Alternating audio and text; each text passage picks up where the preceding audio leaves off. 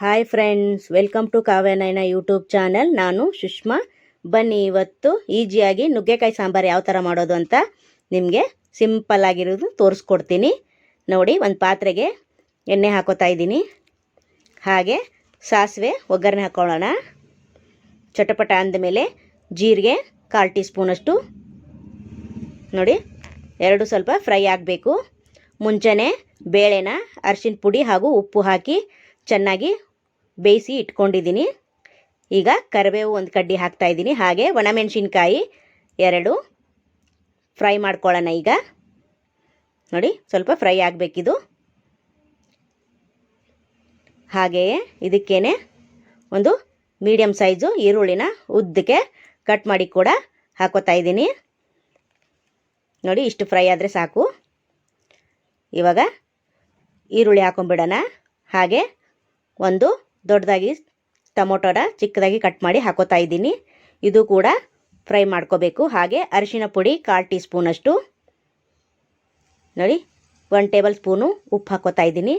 ಹಾಗೆ ಇದೆಲ್ಲವನ್ನು ಫ್ರೈ ಮಾಡ್ಕೊಳ್ಳೋಣ ನೋಡಿ. 1-2 ನಿಮಿಷ ಫ್ರೈ ಆಗಬೇಕು. ಈರುಳ್ಳಿ ಮತ್ತು ಟೊಮೊಟೊ ಕಲರ್ ಚೇಂಜ್ ಆಗಬೇಕು, ಮೆತ್ತಗಾಗಬೇಕು ಎಣ್ಣೆಯಲ್ಲಿ. ಅಲ್ಲಿವರೆಗೂ ಚೆನ್ನಾಗಿ 2 ನಿಮಿಷ ಫ್ರೈ ಮಾಡ್ಕೊಳ್ಳೋಣ ನೋಡಿ. ಈ ಥರ ಇದು ಚೆನ್ನಾಗಿ ಫ್ರೈ ಆಗಲಿ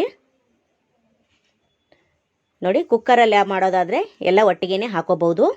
ನಾನು ಪಾತ್ರೆಯಲ್ಲಿ ಮಾಡ್ತಾಯಿದ್ದೀನಿ ನೋಡಿ. 1.5 ಟೇಬಲ್ ಸ್ಪೂನಷ್ಟು ಸಾಂಬಾರು ಪುಡಿ ಹಾಕೋತಾ ಇದ್ದೀನಿ. ಹಾಗೆ ನುಗ್ಗೆಕಾಯಿ ನಿಮಗೆ ಎಷ್ಟು ಬೇಕೋ ಅಳತೆ ಪ್ರಮಾಣ ನೀವು ಎಷ್ಟು ಜನಕ್ಕೆ ಮಾಡ್ತಾಯಿದ್ದೀರ ಸಾಂಬಾರನ್ನು ನೋಡಿಕೊಂಡು ಹಾಕ್ಕೊಳ್ಳಿ. ನಾನು ನುಗ್ಗೆಕಾಯಿ ಒಂದನ್ನು ಚಿಕ್ಕದಾಗಿ ಕಟ್ ಮಾಡಿ ಒಂದು ಫುಲ್ಲು ಕಟ್ ಮಾಡಿ ಹಾಕ್ಕೊಂಡಿದ್ದೀನಿ. ಹಾಗೆ 1.5 ಟೇಬಲ್ ಸ್ಪೂನ್ ಖಾರದ ಪುಡಿ ಸಾಂಬಾರು ಪುಡಿನ ಹಾಕಿದ್ದೀನಿ. ಹಾಗೆ 1 ಕಪ್ಪಷ್ಟು ನೀರು ಹಾಕ್ಕೊಳ್ತಾ ಇದ್ದೀನಿ. ಇವಾಗ 1-2 ನಿಮಿಷ ಇದನ್ನು ಚೆನ್ನಾಗಿ ಕುದಿಸ್ಕೊಳ್ಳೋಣ. ಹಾಗೆ ಅದಕ್ಕೆ ಹುಣಸೆ ಹಣ್ಣಿನ ರಸ 1/4 ಕಪ್ಪಷ್ಟು ಹಾಕ್ಕೊಂಡಿದ್ದೀನಿ. ಇದೆರಡನ್ನು ಮಿಕ್ಸ್ ಮಾಡಿ ಇದೆಲ್ಲವನ್ನು 5 ನಿಮಿಷ ಮುಚ್ಚಳ ಮುಚ್ಚಿ ಕುದಿಸ್ಕೊಳ್ಳೋಣ. ಹಾಗೆ ಈ ಖಾರದಲ್ಲಿ ನುಗ್ಗೆಕಾಯಿ ಬೇಯಬೇಕು, ಅದಕ್ಕೆಲ್ಲ ಉಪ್ಪು ಖಾರ ಹಿಡಿಬೇಕು. 5 ನಿಮಿಷ ಚೆನ್ನಾಗಿ ಬೇಯಿಸ್ಕೊಳ್ಳೋಣ. ಇವಾಗ ನೋಡಿ, ಬೆಂದಿದೆ ನೋಡಿ, ಕಲರ್ ಚೇಂಜ್ ಆಗಿದೆ ನೋಡಿ. ಚೆನ್ನಾಗಿ ಬೆಂದಿದೆ ಆಲ್ರೆಡಿ. ನುಗ್ಗೆಕಾಯಿ ಎಲ್ಲ ಬೆಂದಿದೆ ನೋಡಿ. ಈಗ ನೋಡಿ, ಸೂಪರಾಗಿ ಬಂದಿದೆ ನೋಡಿ. ಬೆಂದು ಓಪನ್ ಕೂಡ ಆಗಿದೆ ನೋಡಿ. ಮೆದುವಾಗಿ ಬಂದಿದೆ, ಈಗ ಬೆಂದಿದೆ ಇದು. ಹಾಗೆ ಇದಕ್ಕೆ 1 ಕಪ್ಪಷ್ಟು ತೊಗರಿಬೇಳೆನ ಮುಂಚೆನೇ ಬೇಯಿಸ್ಕೊಂಡಿದ್ದೀನಿ. ಅರಿಶಿನ ಪುಡಿ, ಉಪ್ಪು, 1 ಟೇಬಲ್ ಸ್ಪೂನ್ ಎಣ್ಣೆ ಹಾಕಿ ಬೇಯಿಸಿ ಸಪ್ರೇಟಾಗಿ ಮುಂಚೆನೇ ಎತ್ತಿಟ್ಕೊಂಡಿದ್ದೆ. ಇವಾಗ ನುಗ್ಗೆಕಾಯಿಗೆ ಬೇಳೆ ಸಾಂಬಾರು ಸೂಪರ್ ಕಾಂಬಿನೇಷನು.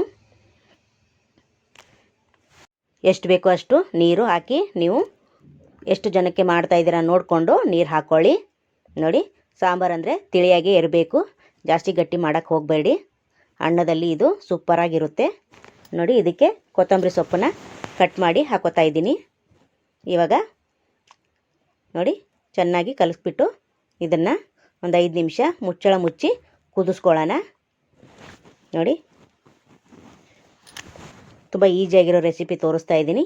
ನೀವು ಒಂದು ಸತಿ ಮನೇಲಿ ಟ್ರೈ ಮಾಡಿ ನೋಡಿ ಯಾವ ಥರ ಬಂದಿದೆ ಅಂತ. ಪ್ಲೀಸ್ ನಮ್ಮ ಚಾನಲ್ನ ಸಬ್ಸ್ಕ್ರೈಬ್ ಮಾಡ್ಕೊಳ್ಳಿ. ಯಾರೆಲ್ಲ ಸಬ್ಸ್ಕ್ರೈಬ್ ಮಾಡ್ಕೊಂಡಿದ್ದೀರಾ ಅವರಿಗೆಲ್ಲ ತುಂಬ ಧನ್ಯವಾದಗಳು.